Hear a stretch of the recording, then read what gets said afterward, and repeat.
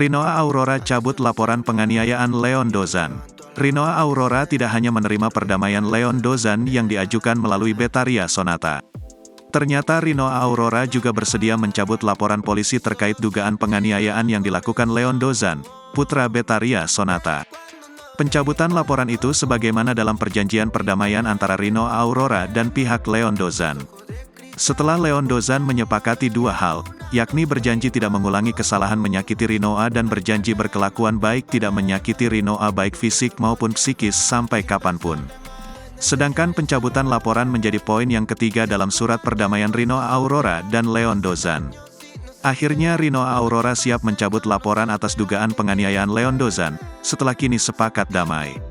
Informasi itu disampaikan oleh ibunda Rinoa, Yuliana Asad di hadapan awak media.